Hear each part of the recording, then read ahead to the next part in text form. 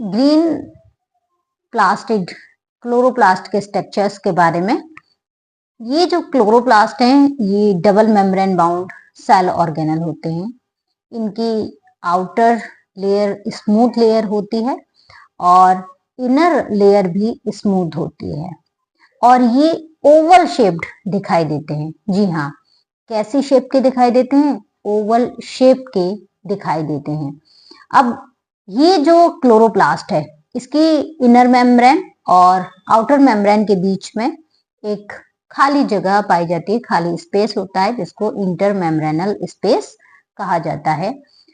इसकी जो inner membrane होती है, इस इनर मेम्ब्रेन के अंदर की ओर एक तरल द्रव भरा रहता है, एक लिक्विड भरा रहता है जिसको कहा जाता है स्ट्रोमा। क्या कहा जाता है? स्ट्रोमा। ठीक, जो लिक्विड है इसको कहा जाता है स्ट्रोमा। याद रखिए, स्ट्रोमा।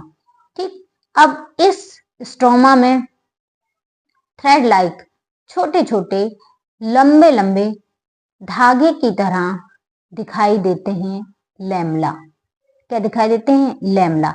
जैसे किसी ने धागा डाल दिया हो, जैसे किसी ने एक रस्सी जैसा डाल दिया है, तो ये स्ट्रोमा में तैरते रहते हैं। ठीक, तो इन धागे जैसी संरचनाओं को कहा जाता है स्ट्रोमल लैमेले। ठीक, अब इसी स्ट्रोमा में बहुत सारे सिक्के के समान स्ट्रक्चर पाए जाते हैं जो कि डबल मेम्ब्रेन बाउंड होते हैं।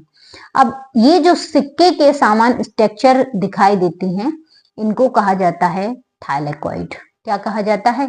थाइलेकोइड।